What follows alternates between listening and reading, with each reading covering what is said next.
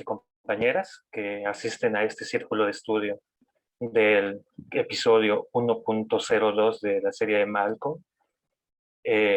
A través de este episodio, precisamente se busca analizar parte de las condiciones laborales bajo las cuales vive la familia de Malcolm, en este caso de Lois, quien a lo largo del episodio, a manera de resumen, compra un vestido rojo.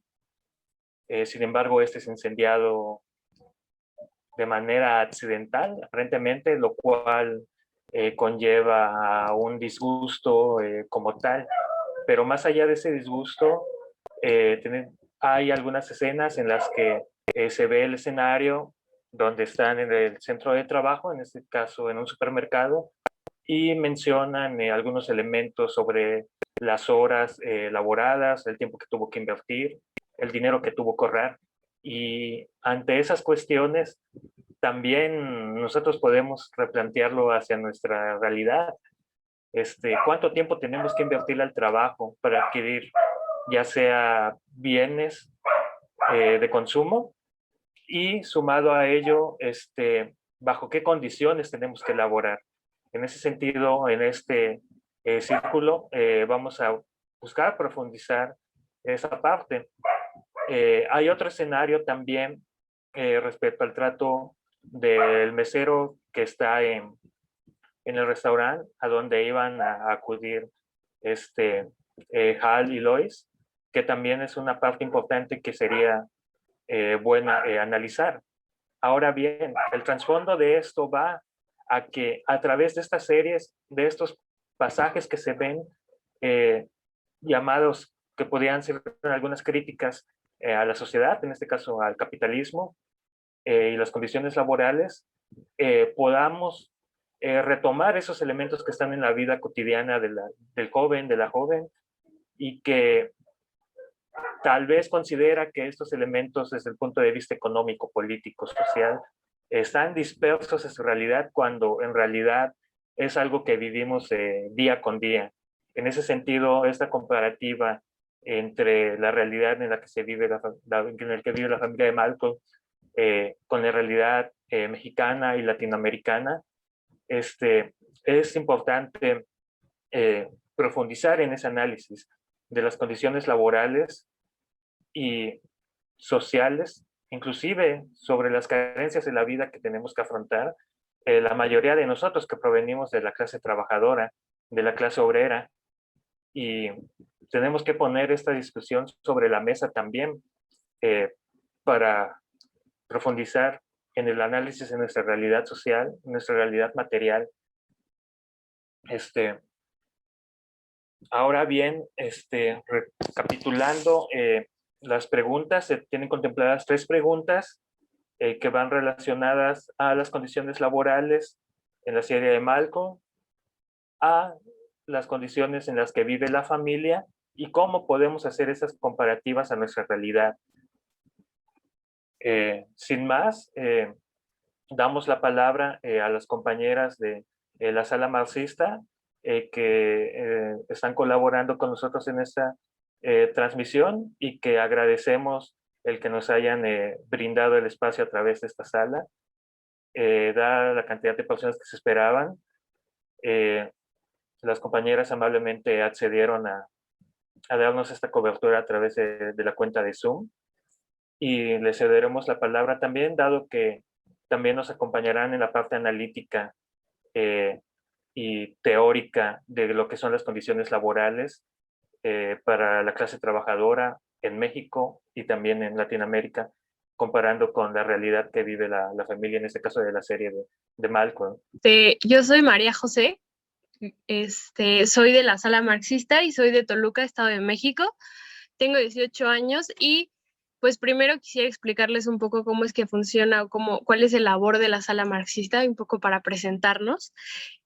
Nosotros somos un espacio de difusión con el que se pretende convocar a círculos de estudio, a conversatorios, foros, entre otras actividades. Difundimos la teoría marxista y otro tipo de sucesos relevantes en la lucha de clases.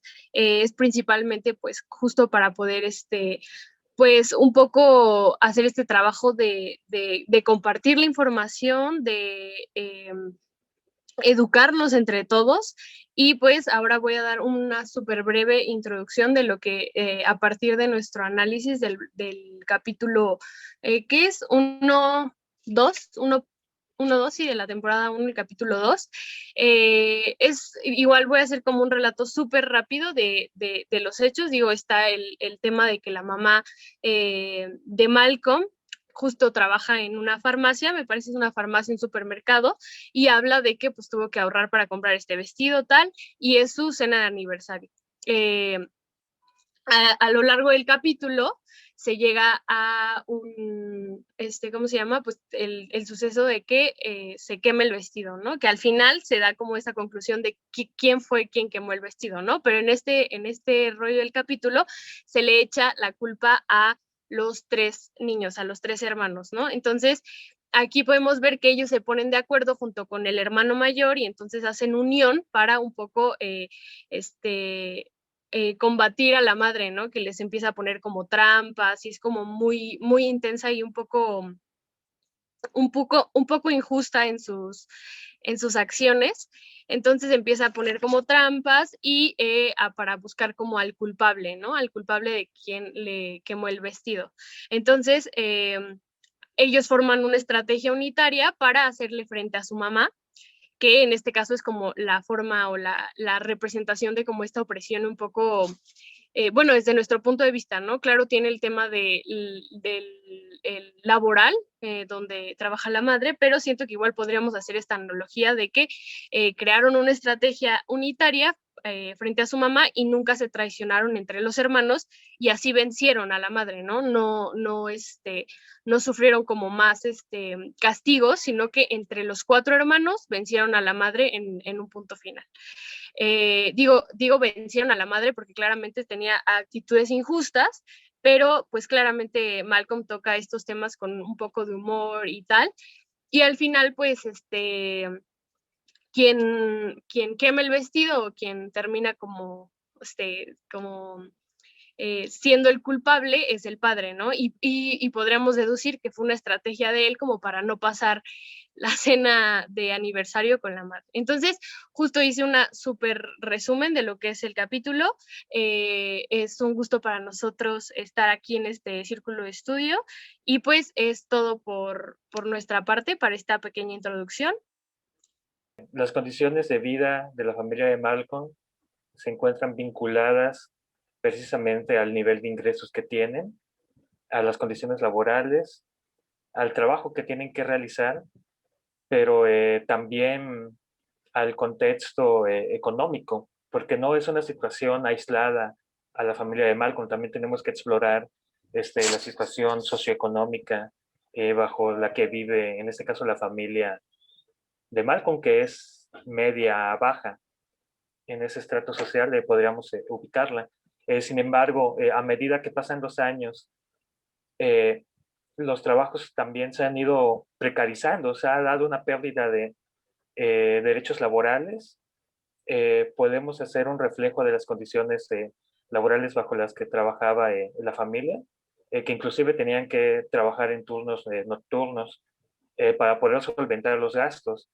Esto debido a la inflación que se vive, debido al incremento ahora sí que de los productos básicos, de los servicios, considerando el contexto de Estados Unidos donde no hay subsidios como tal a determinados servicios, sino que están privatizados y que ello conlleva a que tengan que realizar mayores esfuerzos para poder solventar ahora sí que los gastos de la familia, de satisfacer la canasta básica, y eso conlleva también a que tengan como con mayor cuidado, entre comillas, de las cosas, o que se vea reflejada en la frustración que viven tanto Lois como Hal en algunos momentos, con aparentemente de manera superficial, con las travesuras que hacen ahora sí que sus hijos. Como tal, hay una como que valorización de las cosas que ellos tienen por el esfuerzo y el sacrificio que les ha llevado. Y a eso tenemos que tocar un punto en relación a cuántas horas les lleva poder comprar la canasta básica, cuántas horas les podrá llevar trabajando laboralmente para poder satisfacer estas necesidades, sobre todo por las condiciones en las que viven, así que es una casa aparentemente pequeña, donde tienen que compartir el cuarto los hijos, donde inclusive hay algunos episodios como el de la colecta, donde prácticamente se quedaron sin nada porque se habían quedado sin trabajo, no tenían cómo solventar sus gastos. Y eso es una situación y una realidad que viven también no solamente muchas familias en Estados Unidos, que inclusive se ha dado un aumento de, de la población en condiciones precarias, y es una realidad que se vive también en Latinoamérica. Yo retomo lo que había comentado, creo que era Pau, al momento respecto a la cuestión de la educación, en cuanto a que la educación pública no cubría lo que es así que la educación a niños superdotados. Pero también hay que considerar otro elemento que se refleja en el bolsillo de la familia, y es el que tienen que pagar una escuela privada eh, para el Para hijo mayor, Francis. para Francis, que se va a la militarizada. Y eso los limita también a ellos respecto a cubrir ahora sí que los gastos que tienen como familia. Inclusive ya dentro de la misma, dentro del mismo episodio también se tiene una conversación con él. Y no solamente por la cuestión de que lo haya llevado a estar militarizada por las cuestiones del comportamiento de conducta, que eso también puede ser un reflejo de la realidad en la que vivían. Eh, Como tal, da así que toda la violencia sistemática y las limitaciones de oportunidades, que no podían darles una educación como una educación buena realmente a los hijos, eh, a pesar de que Malcolm logró llegar a la escuela, a esta área de los superdotados. No había tampoco una garantía como tal hacia los demás. Incluso en la cuestión de las oportunidades lo podemos ver reflejado eh, con el hecho de que se hayan enrolado en el mercado laboral aún siendo menores de edad, aún teniendo 16, 17 años. Malcolm y Reese ya se encontraban laborando. Eh, Malcolm en el supermercado y Reese me parece que tomó un trabajo en una carnicería, y pues son las limitaciones que tienen. Hay que considerar también esa situación de que a pesar de que son una clase media, tampoco tenían como la capacidad para solventar todos los gastos, y eso implica que más elementos de la familia se tengan que incorporar a un mercado laboral que no te garantiza todos los derechos como tal. Ahora sí, considerando la situación de Estados Unidos, donde eh, se privilegia la cuestión del outsourcing, de la flexibilidad laboral, aunque tengan mejores ingresos allá que en nuestra realidad. Eh, la cuestión de los derechos laborales no es como que una garantía hacia sus trabajadores, y el que hayan llegado inclusive a doblar turnos, y no solamente era Lois, también incluso este, Hal se tuvo que enrolar, Malcolm se tuvo que enrolar, Reese tuvo que empezar a trabajar también por las limitaciones que vivían, y eso nos lleva también a considerar, bueno, en nuestra realidad muchos jóvenes se tienen que enrolar al trabajo, y cuáles son sus condiciones laborales. Realmente trabajan en el mercado informal, no tienen derechos laborales, no tienen seguridad social, trabajan más de 8 horas, los ingresos son realmente muy bajos, este, y toda esta situación a través de toda esta realidad del capitalismo no nos lleva más que a pensar igual qué se puede hacer, porque igual y estas condiciones te pueden llevar a alienar, o inclusive más lo lleva a plantear como una especie de embrutecer al trabajador, de mantenerlo ahora sí que fuera de sus casillas por toda esta situación que ejerce hacia el aspecto físico, de salud, al aspecto mental, de su propio contexto, la violencia que se puede vivir, inclusive esta violencia sistemática dentro de toda esta superestructura y estructura económica. Y ahí tenemos que hacer como una especie de reflexión también de que si las políticas que implementan en ese caso en el contexto de Estados Unidos inciden directamente en las condiciones de la clase media baja, donde prácticamente muchos de los servicios están privatizados y eso representa un mayor costo, o bien esas políticas llegan a transformar. Realmente en un contexto capitalista se da una situación de más terciarización del trabajo, de más explotación, de más precarización hacia los trabajadores. Y eso nos tiene que llevar también a una ruta de que, bueno, si las políticas públicas no pueden responder, ¿cómo va a responder la clase trabajadora? ¿Cómo tenemos que responder nosotros?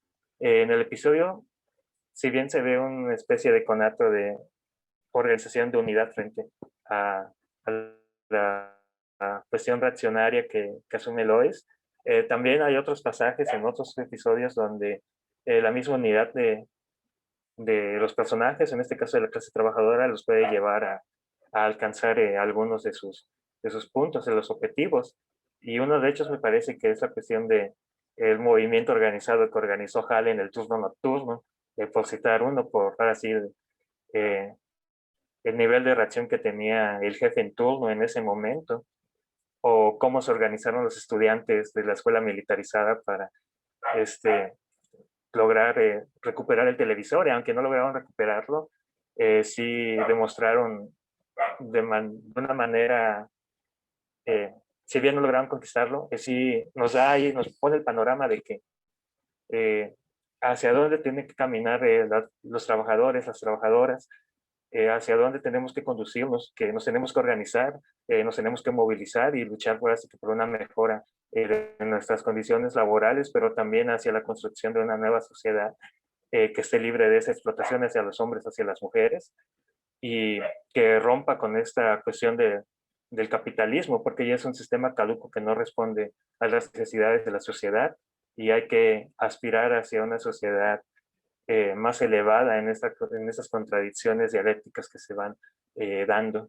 Buenas noches, yo soy Abigail Arias, soy militante de la Unión de la Juventud Revolucionaria de México y a través de la Sala Marxista hacemos difusión del marxismo-leninismo y de eventos que refieren a la lucha de clases.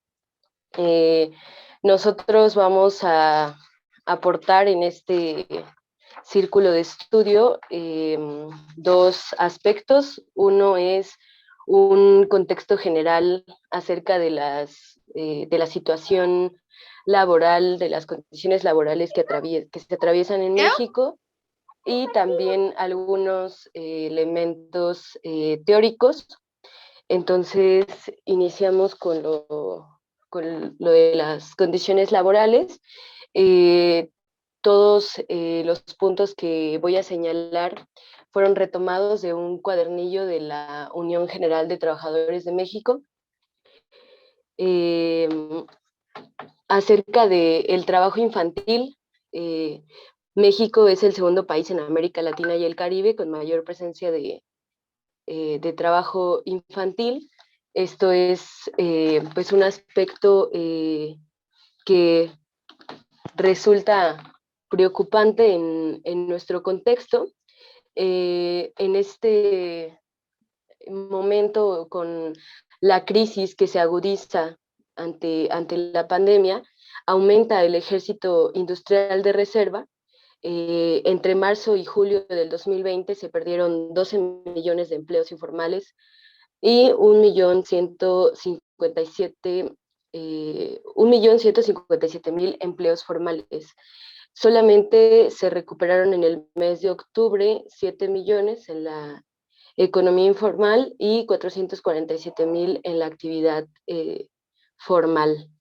En cuanto al aumento salarial, sabemos que el actual gobierno asumió un compromiso con este aspecto y la Comisión Nacional de Salarios Mínimos tomó el acuerdo de aumentar el salario mínimo un 15%. Sin embargo, esta, esta propuesta que hace la CONACYMI, pues no es neutral, sino que responde a los intereses de las empresas. Por lo tanto, el incremento salarial es meramente simbólico y, no, y mantiene las condiciones en las que se elabora, pero es utilizado como propaganda para, repito, para el actual gobierno que promovió esta política. En cuanto a la salud, el INEGI nos presenta algunos datos que también son preocupantes, ya que en diciembre del 2020 se registró que solamente el 61% de los trabajadores, que el 61% de los trabajadores no tiene acceso a la salud. Eh, es más de la mitad de los trabajadores quienes no pueden acceder a al sistema de salud pública. Esto tiene varias implicaciones y también varias causas. Como sabemos, hay bastante empleos informales, pero también bastantes empresas que no asumen la responsabilidad que tienen de la salud de a quienes emplean. Ahora es importante hablar de que hay varios sectores laborales, están los obreros de la industria maquiladora de exportación, quienes viven la violación de la Ley Federal del Trabajo, que están contratados que tienen irregularidades en sus contratos y que se enfrentan a periodos de prueba de 90 días, a jornadas laborales de hasta 65 horas semanales, al hostigamiento sexual en el caso de las trabajadoras, que constituyen 2/3 partes de la fuerza de trabajo. Y además este sector fue obligado a trabajar en medio de la pandemia, poniendo en riesgo su salud y además nuevamente violando la Ley Federal del Trabajo, que estipula un tiempo determinado para la inasistencia, la inactividad en un tiempo de crisis como este, en un momento de emergencia sanitaria. En cuanto a los obreros de la construcción, este es un sector que se enfrenta en mayor medida a los accidentes del trabajo, teniendo así un gran índice de mortalidad. El INEGI en el 2017 reportó que de todos los trabajadores de la construcción, el 89.3% no contaba con ningún tipo de seguro médico, y además el IMSS reconoce que en este mismo año, en el 2017, y en ese sector, cada 75 segundos se reportaba un accidente laboral y cada 8 horas murió un trabajador a causa de lesiones. Entonces vemos cómo en un sistema económico y político capitalista la vida no tiene ningún valor ni eh, sobre todo de la clase trabajadora, no tiene ningún valor ni ningún sentido. No se pone atención a los riesgos que conlleva el tener este tipo de trabajo. En el caso de las trabajadoras del hogar, el INEGI reporta que solo una de cada 10 declara tener alguna prestación laboral, y solo el 2% cuenta con un contrato escrito que defina sus actividades. El contrato laboral, el contrato de trabajo, tiene que estipular esas actividades que se deben de llevar a cabo, de modo que no haya una pues que no se sobrepasen esas actividades que se deben de realizar. En el caso de las trabajadoras del hogar, muchas veces terminan siendo las niñeras, o si eran las niñeras, terminan realizando el resto de las actividades eh, del hogar. En el caso de la industria restaurantera, eh, que emplea a más de 1 millón de trabajadores, se cobran cuotas diarias a los meseros para dejarlos trabajar, y además se tiene un mecanismo que se llama tronco, bajo el cual se deben entregar la mayor parte del dinero que se le deja a los trabajadores, ¿no? La propina. Eh, y también está un aspecto eh, que que ha sido bastante sonado, mencionado por el gobierno actual, y que sin embargo no se le ha dado ningún tipo de salida efectiva, que es la subcontratación, o en inglés outsourcing, que ha ido en aumento. En 2005 había más de 13 millones, aproximadamente 13 millones de trabajadores bajo la subcontratación, y en el 2020 se registran más de 17 millones. Entonces, en este aspecto hay una negación de los derechos laborales, porque no hay una continuidad en el empleo, no hay antigüedad, no hay seguridad de ningún tipo, además de que se eliminan los derechos a huelga en alianza con los sindicatos, ¿no? Que eso pasa en casi todos los sectores. Aquí en México es muy común la presencia de sindicatos charros que desmovilizan a los trabajadores. En cuanto al teletrabajo, actualmente ya se cuenta con 5.4 millones de trabajadores bajo este concepto, y aquí pues hay también ciertas particularidades, como la extensión de la jornada laboral. Este tipo de, este concepto se presta bastante a la extensión de la jornada laboral, y también está pues el hecho de que los insumos los asumen los trabajadores, ¿no? La luz, el internet, los instrumentos necesarios para el trabajo. Y también se parece un poco a lo que sucede con el empleo por aplicaciones, Didi, Rappi, Uber, que tienen un esquema de trabajo que consiste en asociar a los trabajadores y no contratarlos, es decir, no hay una relación laboral, no hay prestaciones laborales, aunque los hechos sean asalariados. Los riesgos de trabajo los absorben los propios trabajadores, los instrumentos y el consumo de dichos instrumentos, ¿no? Además de que hay un riesgo constante a la salud. En nuestro país se ha visto que los trabajadores de este sector se han movilizado porque algunos de ellos han perdido incluso la vida en el desarrollo de su actividad laboral.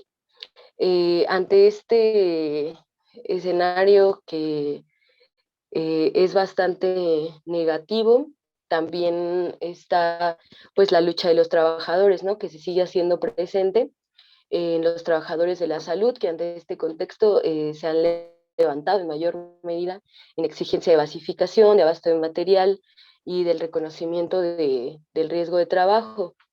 En cuanto a los trabajadores de las maquilas, pues se posicionan contra los despidos y por el cumplimiento del protocolo sanitario. Lo mismo con los obreros industriales que se movilizaron en Lázaro Cárdenas, Michoacán. Está también la huelga que mantiene el Sindicato Único de Trabajadores del Notimex, que ya lleva más de un año y que sigue sin tener una respuesta concreta. Está la lucha de los trabajadores de la CENTE, de la nómina 8, de bomberos, del metro, etc. También en este contexto de pandemia se han levantado sectores que comúnmente no se organizan, como los meseros, como los trabajadores de aplicaciones, cargadores, músicos, entre otros. Entonces ese sería como el escenario y pues también es necesario decir que pues hay alternativas de organización y de lucha. En el caso de la organización de la que formo parte, que es la UJRM, pues contemplamos este elemento de la lucha por condiciones laborales dignas, el acceso al empleo sin experiencia condicionada para la juventud, los derechos laborales fundamentales como la seguridad social, la salud, las vacaciones, el aguinaldo, la jubilación, el respeto a la jornada laboral y la inserción laboral inmediata de egresados de egresados de centros educativos, ¿no? Entonces, sí que hay también alternativas ante todos estos elementos que se han comentado durante el círculo de estudio. Mi compañera va a presentar algunos elementos teóricos y en el chat dejamos algunos contactos por si están interesados e interesadas en conocer más de nuestra forma de organización, de tener acceso a la labor de difusión que realizamos y a poder compartir algunas lecturas para profundizar en el tema que el día de hoy se abordó.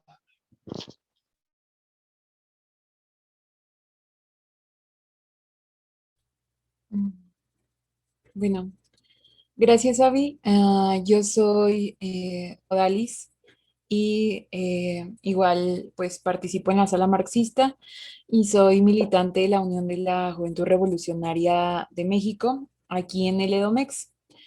Y bueno, yo les hablaré brevemente sobre un texto de Carlos Marx, que es Trabajo, Asalariado y Capital. Les abordaré la primera parte, tratando de ejemplificar un poquito con el capítulo de Malcolm, ¿no? Si tienen alguna duda, pues la pueden poner en el chat con gusto pues la vamos resolviendo entre todas entre todas y todos, ¿no? Vale.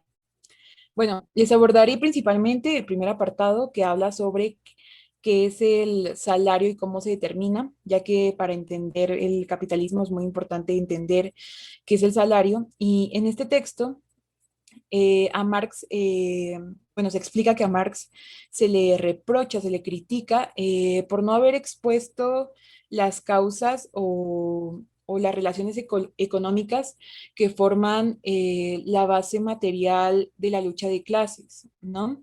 Que únicamente se limitaba a abordar el tema sobre esas luchas, pero no sobre la base de esas luchas, ¿no?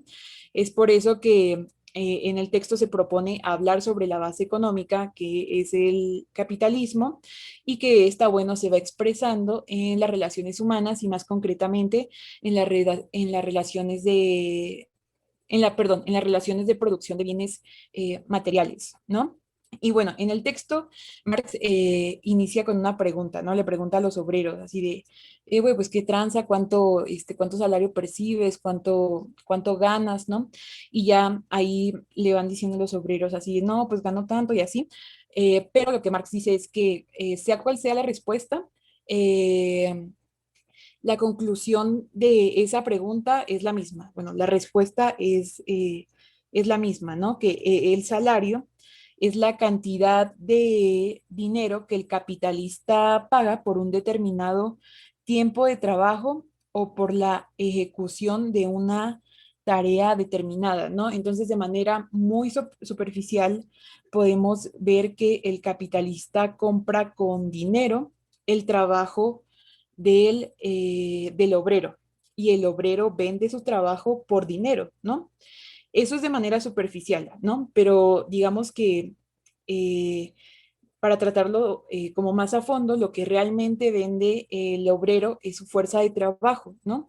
Y su fuerza de trabajo corresponde a las habilidades físicas, a las habilidades intelectuales, ¿no? Que ha formado esta persona para poder producir cierta mercancía, ¿no? Por ejemplo, no sé, el trabajador, el obrero que hizo este plumón, lo que le vendió al capitalista que lo contrató no fue, digamos, que el tiempo que se tardó produciendo un plumón, ¿no? Sino lo que le vendió fueron todos sus conocimientos, todas sus habilidades físicas, toda su fuerza física, etcétera, para poder producir una mercancía, ¿no? Que en este caso es el plumón. Y bueno, en este caso, también hay que hablar un poco acerca de la mercancía, ¿no?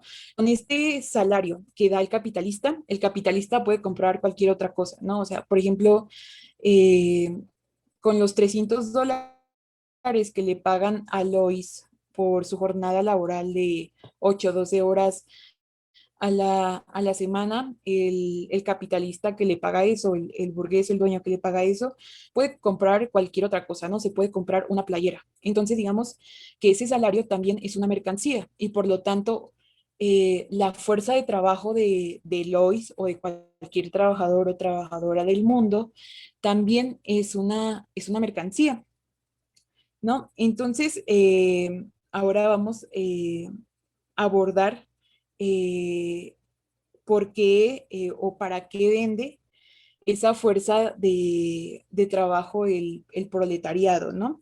Teniendo en cuenta que, bueno, la fuerza de trabajo es una mercancía. Y en este caso, pues todos los trabajadores, trabajadoras del mundo no producen carros o no producen televisores o no producen las mercancías para sí mismos, ¿no? Sino que lo hacen para obtener un salario y ese salario les va a permitir obtener pues medios de vida básicos como comida, transporte, educación, vivienda, etcétera, ¿no? Para eso es que venden su fuerza de trabajo, ¿no? Para poder recibir un salario y que ese salario les pueda dar condiciones de vida o básicas o lo más digno posible, ¿no? Y bueno, durante esta jornada laboral, el obrero no es dueño de su vida, ¿no? Por ejemplo, Lois, durante esta jornada laboral que cumple en el supermercado, no es dueña de su vida porque no puede hacer lo que se le dé la gana, ¿no? Ella tiene que obedecer ciertos parámetros, ¿no? Al interior de su jornada laboral. Y digamos que su vida empieza, ¿no? La vida de un trabajador empieza cuando éste pueda tener acceso a la dispersión, ¿no? Acceso a, o bueno, cuando tenga tiempo para dormir, para descansar, para ir a chelear con los amigos, leer, algo que sea recreativo para el ser humano, ¿no? Ahí es cuando empieza la vida del trabajador, ¿no? Pero ¿qué pasa con los trabajadores que cumplen con jornadas laborales de 12 horas, de más de 12 horas?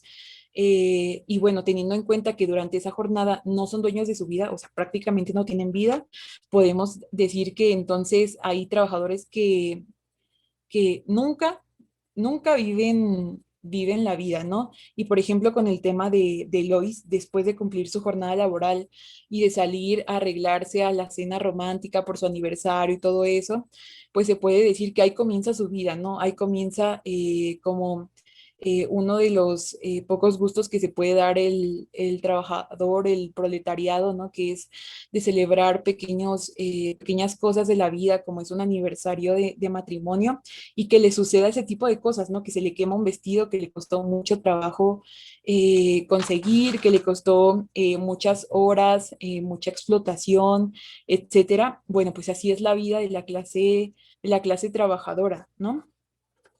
Y que ahí podemos ver que el proletariado, si no vende su fuerza de trabajo, no puede vivir. Pero así como el proletariado, si no vende su fuerza de trabajo, no puede vivir, también el capitalista, si no compra esa fuerza de trabajo de los obreros, de los trabajadores, tampoco podría vivir, ¿no? Y bueno, para ir concluyendo, ¿no? Explicando un poco más lo de la fuerza de trabajo, que es como muy relevante. La fuerza de trabajo no siempre ha sido una mercancía. Por ejemplo, durante la época del esclavismo, el esclavo cuando ofrecía su fuerza de trabajo, digamos que cuando lo vendían, pues se vendía todo él y era para siempre, ¿no?